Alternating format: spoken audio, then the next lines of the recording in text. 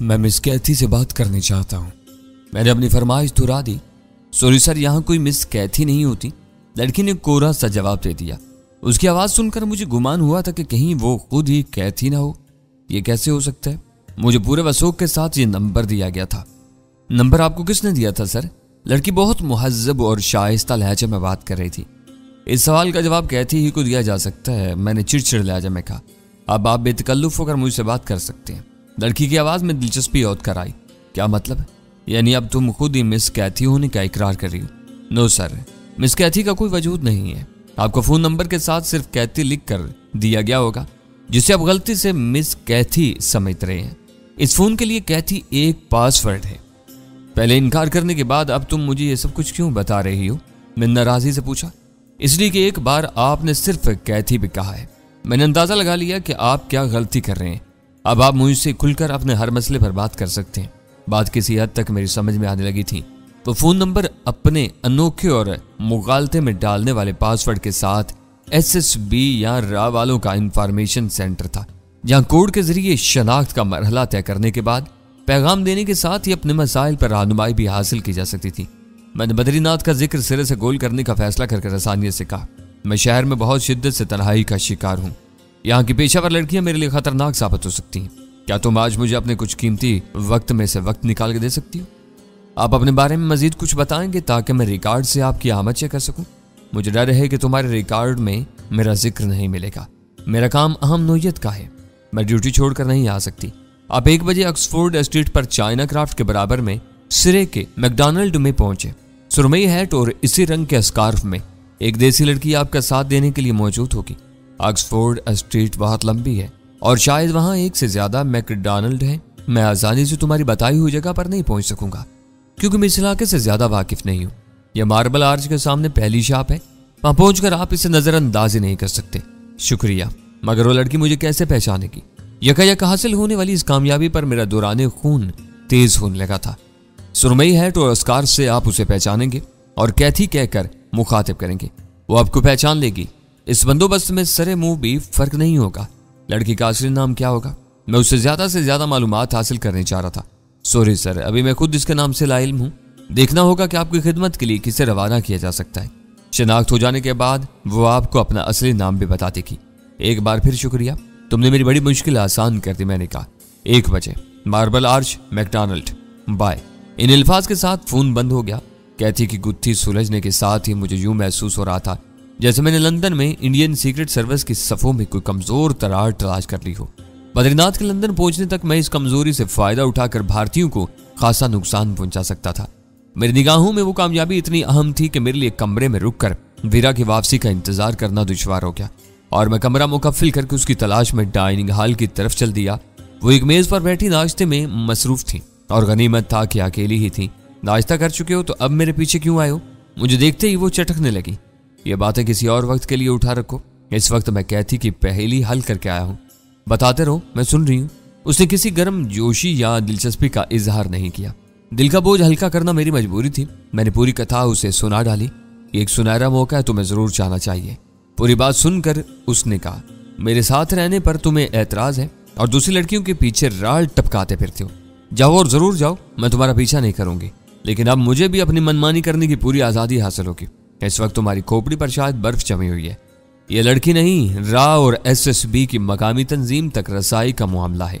तुमने खुद ही कहा था कि लंदन जोड़ों का शहर है। वह बात मेरे ज़हन में जम गई थी। मैंने इसी वजह से उसके सामने तन्हाई का सवाल उठाया था। लड़की से मिलकर तुम क्या हासिल कर लोगे? वीरा ने काफी खत्म करते हुए कहा, यही मशवरा करने आया हूँ। मैं इसे अंजाम तक पहुंचाना चाहता हूँ। हो सकता है कि वो मुआवजे पर काम करने वाली किसी कालगर्ल को भेज दें। इससे तुम क्या उगलवा लोगे? और कुछ नहीं तो वो चंद नाम या पते ही बता देगी। हमारे लिए ऐसे लोग अहम साबित हो सकते हैं जो कैथी की खिदमात से फायदा उठाते रहें। इनकी कोई कारकुन आ गई तो ज्यादा बेहतर होगा। इनकी असल कारकुन तुम्हारी दिल बस्तगी के लिए नहीं, तुम्हें रखने के लिए आएगी। तुम्हारी बनाई हुई जंजीर की एक कड़ी बहुत कमजोर है कि उनके रिकॉर्ड पर तुम्हारी आमद का इंदराज नहीं है। फिर भी मिल लेने में क्या अर्ज है? मैंने पूछा। वीरा ने कुर्सी छोड़ दी। काउंटर पर नाश्ते के बिल पर दस्तखत करने के बाद हम दोनों अपने कमरे की तरफ वापस हो लिए। तीर कमान से निकल चुका है। अब मुकर्रर वक्त पर तुम वहां न पहुंचे तो वो लोग चौकन्ने हो जाएंगे। इन्हें यकीन हो जाएगा कि लंदन में कोई ऐसा अजनबी मौजूद है जो उनके कोड से वाकिफ हो चुका है। अगर उन्हें होशियार करना ही है तो फिर इस लड़के से मिल लेने में कोई नुकसान नहीं। कोई अहम बात मालूम ना भी हो सकी तो इनके ज़हनों में किसी मशकूक अजनबी का तस्वुर सर नहीं उभार सकेगा। कराची फ़ोन करते ही हम यहाँ से निकल जाएंगे। मैंने कहा, मुझे ले जाकर क्या करोगे? क्या एक वक्त में 2 औरतों के साथ घूमते फिरोगे? ठीक है, फिर तुम होटल ही में आराम करो, मैं अकेला हो आऊँगा। वो अचानक मुस्कुराने लगी। मैं तुम्हें टटोल रही थी। ज़्यादा दिलेर बनने की कोशिश मत करो, मैं साथ चलूंगी और दूर रहकर तुम दोनों की निगरानी करती रहूंगी। अगर इस लड़की के कुछ साथी भी हुए तो तुम मुश्किल में पड़ जाओगे। यह लंदन है, मेरा ख्याल है कि यहाँ पुलिस की सख्ती की वजह से खुले बंदों ऐसे जराइम नहीं होते। ये जन्नत ही क्यों ना हो, मैं साथ चाहूंगी।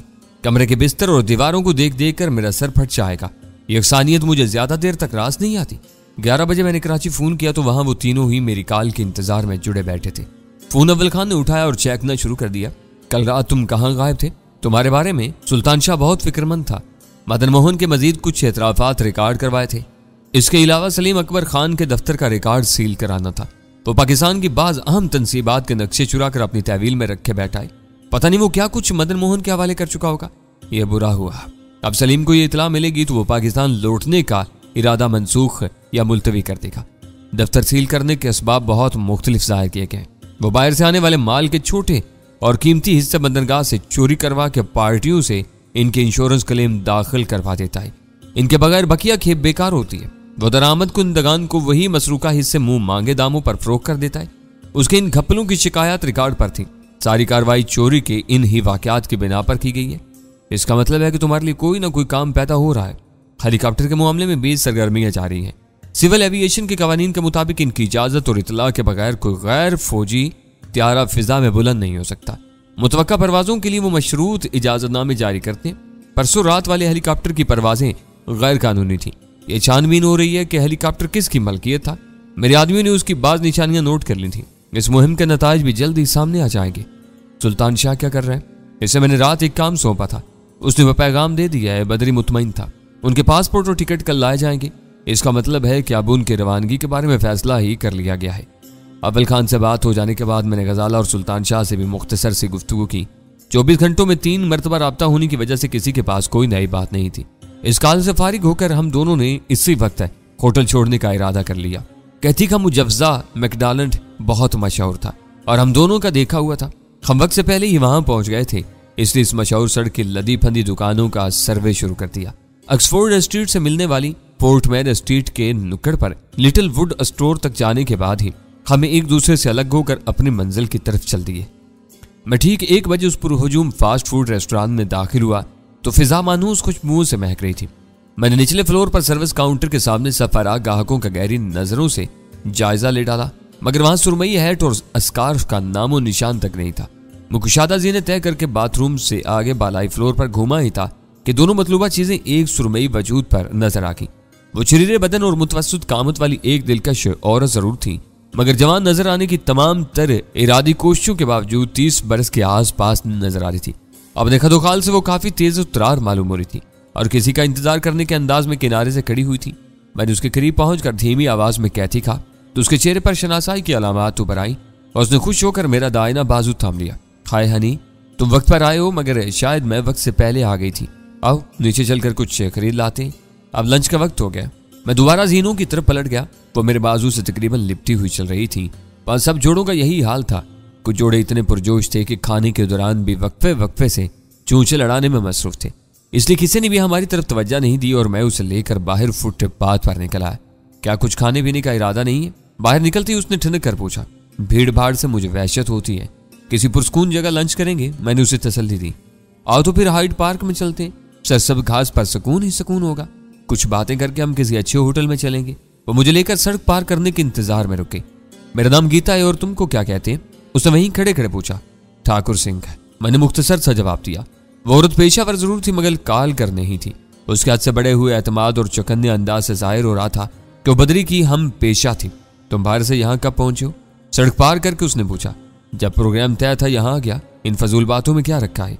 हमें एक दूसरे के साथ से लुत्फ अंदोज होना है। तुम्हें भेजने वाली ने तुम्हें यह बात बता दी होगी। ना बताती तब भी मैं यही करती। तुम बहुत वजी और शकील मर्द हो।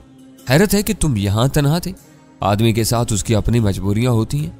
वो हर एक पर एतमाद नहीं कर सकता। सिर्फ इस वजह से मैं हर एक से दूर रहता हूँ। लेकिन कारकर्दगी बढ़ाने के लिए कभी कभी औरत की जरूरत नागुज़ीर हो जाती है। तुम किस एजेंसी के लिए काम करते हो? उसने बहुत बेखौफी से वो टेढ़ा सवाल कर डाला। यह ममनू सवाल है। मैं चाहूं तो इसी वक्त तुम्हारा गला घोंट सकता हूं। मेरे बड़े, मुझसे कुछ नहीं पूछेंगे। ये देखो हाइड पार्क की घास कितनी सरसब्ज और हसीन है, बिल्कुल तुम्हारी तरह। चाहे तुमने भी अब तक समझ लिया होगा कि मैं यहाँ की कोई आम सी गश्ती नहीं हूँ, एक जिम्मेदार औरत हूँ। मैंने भी अपने बड़ों की मर्जी से यह सवाल किया है। तुम इसका जवाब दे सको तो तुम्हें यहाँ बहुत सी ऐसी आसानियां मिल सकती हैं जिनके बारे में सोचना भी मुश्किल है। मैं दिल ही दिल में हंस पड़ा। वो मेरे सामने ज्यादा देर तक अपना भ्रम बरकरार नहीं रख सकी थी। अगर मैं यही सवाल तुमसे पूछूं तो तुम्हारा जवाब क्या होगा? मैंने पूछा। मैं अपने बड़ों की मर्जी पर चल रही हूं, तुम अपनी मर्जी से सवाल करोगे। तुम्हारे लिए ये शजर ममनू होगा और मैं इसका जवाब नहीं दूंगी। ये बताकर तुमने मेरा सारा लुत्फ गारत कर दिया। अब मुझे हर कदम पर यह एहसास सताता रहेगा कि तुम मेरी साथी नहीं, एक हरीफ हो जिस पर मेरा जोर नहीं चल सकता। भूल जाओ कि यह बातें हुई भी हैं। वो बेनियाजी से बोली। हमारा पेशा ही ऐसा है कि हमें अपने फर्ज की अदायगी के लिए तन मन से काम करना होता है। हम दोनों के रास्ते जुदा हैं मगर मकसद एक है।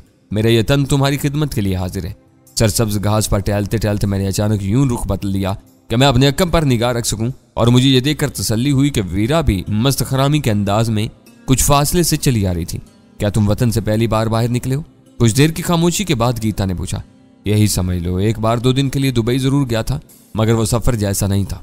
वो आरफाना अंदाज में हंस पड़ी। ऐसी तन्हाइयां घर से पहली बार बाहर निकलने वालों को बुरी तरह सताती हैं। कवारे हो तो माँ बाप बहन भाई याद आते हैं, शादीशुदा हो तो जोरों की याद 8 आंसू रुलाती है। फिर तो आदमी ऐसे माहौल का आदी होता चला जाता है। तुम शादीशुदा हो, अभी जगह खाली है, तुम चाहो तो कोशिश कर सकती हो। मैंने उसे छेड़ा। वह गहरा सांस लेकर रह गई। इस नौकरी और फिर तुम जैसे साथियों की खिदमत के बाद बहुत कम लड़कियां शादी का हौसला कर पाती हैं। सारी उम्र यूं ही नए नए साथियों के साथ गुजर जाती है। यह जरूर होता है कि वो जिंदगी खुशहाली से बसर करती हैं। मैं राह में हर रुतबे पर काम करने वाली खूबरू मगर बेकिरदार लड़कियों के बारे में एक मुद्दत से बहुत सी कहानियां सुनता चला आ रहा था, मगर अमली तौर पर गीता के रूप में ऐसी कोई औरत पहली बार मुझसे टकराई थी। हिंदुओं के धर्म की तरह इनकी जिंदगी के हर शोबे में जिन्स का अमल दखल कुछ ज्यादा ही था। वो इसकी कुव्वत के कायल थे या फिर इसे सबसे सस्ता हथियार समझकर इस्तेमाल करते थे। मालूम होता कि तुम अपनी जिंदगी से खुश नहीं हो। वापसी के रास्ते बंद हो जाएं तो खुशी और नाखुशी से कोई फर्क नहीं पड़ता। अब मैंने हर हाल में खुश रहना सीख लिया है। तुम्हारे हक में यही बेहतर है, वरना जिंदगी अजीरन होकर रह जाती है। ये सब बातें मुझे मालूम है। वो मेरी तरफ देखकर तल्ख हंसी के साथ बोली। ये बताओ कि क्या मुझे सिर्फ घास पर टहलाने के लिए बुलाया है? तो मैं अपने साथ होटल ले गया तो बाद में मुझे वहां के मुलाजमों की अजीब सी नजरों का सामना करना पड़ेगा। मैंने चंद सानियों के तवक्कुफ के बाद पुरतशवीश लहजे में कहा, यहाँ तुम बाजारों का हाल नहीं देखते। यूं लगता है जैसे सारे जोड़े कुछ ही हासिल करने के बजाय दूसरों को जलाने के लिए घरों से बाहर निकले हों। लेकिन यह अच्छी बात है कि यहाँ कोई दूसरों के बारे में सोचकर बिलावजह अपना वक्त बर्बाद नहीं करता। होटल में किसी को परवाह नहीं होगी कि तुम्हारे साथ कौन आया और कब वापस चला गया। यह ठीक है मगर फिर भी मैं झिझक रहा हूँ। मैंने सर झुकाकर जवाब दिया। फिर मेरे घर चलो, वहां मैं अकेली रहती हूँ। रास्ते में कहीं से खाने पीने का सामान खरीद लेंगे। जब तक तुम्हारा जी चाहे वहां रुके रहना, फिर अपने होटल चले जाना। तुम कहाँ रहती हो? मैंने दिलचस्पी जाहिर करते हुए पूछ लिया। मैं लंदन के उस हिस्से में रहती हूँ जिसे गोरे मिनी इंडिया कहते हैं। वहां हर तरफ घर का सा माहौल मिलता है। ये साउथ हाल का इलाका कहलाता है। वो इलाका मेरा देखा भाला था और मेरा कयास था कि वो मास्टर रॉबर्ट होटल से ज्यादा दूर नहीं था। मगर गीता के सामने मैं अनजान बना रहा। घर कहीं भी हो, घर ही होता है। मेरा ख्याल है कि वहीं हम ज्यादा आजादी से एक दूसरे को समझ सकेंगे। तो क्या तुम ज्यादा दिनों के लिए यहाँ आए हो? उसने हैरत से पूछा। तुमने ये कैसे समझ लिया? मैंने जवाबी हैरत का मुजाहरा करते हुए कहा। समझने समझाने वाली दोस्तियां ज्यादा दिनों के लिए की जाती हैं, वरना मामला मिल बैठने से ज्यादा नहीं चलता। तुमने मेरे सवाल का जवाब नहीं दिया। मेरा काम 2-4 रोज में खत्म हो जाएगा, मगर मुझे अगली हदायत तक यहाँ रुकना है। यह अनोखी बात है कि हम लोगों की लाइल्मी में कोई इतनी मुद्दत के लिए आया हो। हमेशा से हम ही आने वालों की मेहमानदारी करते हैं। इसके साथ प्रोग्राम तय हो गया था। मेरे बारे में ज्यादा मालूमात हासिल करने की बराह रास्त कोशिशों में नाकाम रहने के बाद वो घुमा फिरा कर सवालात करती रही और मैं पहलू बचाकर उसे जवाबात देता रहा। उसने दोबारा पैदल घूमते रहने का शिकवा नहीं किया और हम हाइड पार्क की वसी झील के किनारे किनारे चलते हुए काफी दूर निकल आए। इस दौरान में वो सफेद फाम आदमी भी मेरी नजरों में आ गया था, जो बज़ाहिर लाताल्लुकाना अंदाज में हमारे और वीरा के दरमियान आ चुका था। वीरा हमसे काफी पीछे थी। मैंने इन लोगों से छेड़छाड़ तो शुरू कर दी थी, मगर मुझे इसका कोई तसल्ली बख्श इख्तिताम नजर नहीं आ रहा था। गीता को अगवा करके इससे मालूमात हासिल करने के लिए एक महफूज ठिकाने की जरूरत थी, जो हमारे पास नहीं था। इस पहली मुलाकात के बाद उसे उसके हाल पर छोड़ दिया जाता तो अपने बड़ों को रिपोर्ट देती और नई दिल्ली से इस्तफसार पर इन्हें चंद ही रोज में मालूम हो जाता कि वहां से बराह रास्त किसी आदमी को लंदन नहीं भेजा गया था। इस इंकिशाफ के साथ ही मेरी तलाश शुरू हो जाती। मेरी शनाख्त के लिए गीता सबसे ज्यादा खतरनाक साबित हो सकती थी। अगर इन लोगों को कहीं से मेरी असलियत की भनक भी मिल जाती तो वो किस्सा खतरनाक रूप धार सकता था। मैं ओखली में सर दे ही चुका था, फिर मौसलों से डरना बेसूद था। मैंने तन ब तकदीर होकर खुद को हालात के धारे पर छोड़ देने का फैसला कर लिया। आखिरकार गीता खुद ही थक कर हाइड पार्क से बाहर फुटपाथ पर निकल आई। टैक्सी की अय्याशी बर्दाश्त कर सकते हो या फिर बस पकड़ने की फिक्र करें? थोड़ी दूर चलकर हम लंकास्टर गेट के स्टेशन से ट्यूब भी ले सकते हैं। मैंने तेजी से वीरा के बारे में सोचा। उसकी सहूलत के लिए टैक्सी से सफर करना ही ज्यादा आसान होता। वो अपने मखसूस हरबों से किसी भी टैक्सी ड्राइवर को ताक़ुब के पुरअमन और कानूनी मकासद का यकीन दिला सकती थी। इस मामले में उसका सफेद फार्म होना भी अहम किरदार अदा कर सकता था। अगर तुम टैक्सी में सफर को अय्याशी करार देती हो तो फिर अय्याशी ही सही। मैंने उसकी तरफ देखते हुए कहा, किसी बाजारी लड़की पर कीमती ज़रे मुबादला बर्बाद करने से बेहतर है कि तुम जैसी फर्ज शनास लड़के को जरा सी अय्याशी करवा दी जाए। वो जो कुछ भी थी बुनियादी तौर पर एक औरत ही थी। मेरी तारीफ पर उसका चेहरा खिल उठा। हमें चंद मिनट ही में टैक्सी मिल गई और हम साउथ आल के लिए रवाना हो गए। मिली गीता की जात जरा भी परेशान को नहीं थी, लेकिन अपने पीछे एक मुश्तबा सफेद फार्म को देख लेने के बाद मेरे ज़हन में रह रह कर यह शुबा सर उभर रहा था कि कहीं मैं किसी जाल में फंसने न जा रहा हूं। मेरे मुकाबले में आम लोग नहीं थे। इनका ताल्लुक भारत की किसी न किसी खुफिया एजेंसी से था। इन पर आसानी से डोरे डालने की खुशफहमी में कोई भी जवाबी जाल में जकड़ा जा सकता था। लंदन में गुजारने के लिए रूखे फीके वलायती खाने इस वक्त तक मजबूरी नहीं रहे थे। एशियाइयों की ग़िज़ाई ज़रूरियात पूरी करने के लिए फास्ट फूड के बैनुल अक़वामी सिलसिलों से लेकर हिंदी और पाकिस्तानी होटलों का एक वसी जाल पूरे लंदन में फैला हुआ था। मेरी रजामंदी पाकर गीता ने टैक्सी ड्राइवर को साउथ हॉल में ही एक रेस्टोरेंट के सामने रोका और हम दोनों उतर गए। रेस्टोरेंट में दाखिल होते हुए मैंने ये देखने की कोशिश की थी कि हमारे ताक़ुब में कौन वहां तक आया था, लेकिन पीछे मैदान साफ था। मैं वीरा के बारे में सोचता हुआ मेन्यू देखता रहा। खाने के साथ गीता ने स्कॉच और रेड वाइन की चंद बोतलें भी वहां से ले ली और ऑर्डर पैक होते ही हम टैक्सी में लौट आए। हिंदी निजात बैरे ने सामान टैक्सी में पहुंचाया और हम वहां से चल पड़े। रेस्टोरेंट से चंद मिनट की मुसाफत पर गीता का 2 मंजिला मुख्तसर सा मकान था, जिसमें सब्जी के नाम पर बस फूलों के चंद गमले ही लगाने की गुंजाइश थी और इस गुंजाइश को खासे करीने से इस्तेमाल किया गया था। मकान के गिर्द कोई अहाता वगैरह नहीं था। दाखिली दरवाजे की सीढ़ियां बराह रास्त फुटपाथ पर उतरी हुई थी। इस इलाके में बेशतर मकानात इसी तर्ज के थे। अंदर जाकर मुझे एहसास हुआ कि एक संग दिलाना पेशे से ताल्लुक रखते हुए भी गीता जमालियाती ज़ौक़ के मालिक थी। निचली मंजिल पर किचन के साथ सिर्फ स्टोर और डाइनिंग रूम था, जहां शफाफ शीशों से लेकर क्रिस्टल और चांदी की हर आराइशी चीज दमक रही थी। किचन में एक अकबी दरवाजा भी मौजूद था। घर की ऊपरी मंजिल पर मुश्तरका बाथरूम के साथ 2 मुख्तसर लेकिन हर सहूलत से आरास्ता ख्वाबगाहें मौजूद थी, जिनसे सफाई सुथराई का इजहार हो रहा था। काम के बाद तुम्हें इतने भरे पूरे घर की सफाई का मौका कैसे मिल जाता है? मैंने घर का मुकम्मल जायजा लेने के बाद तौसीफी लहजा में सवाल किया। कहीं भी गर्दो गुबार के आसार तक नजर नहीं आ रहे।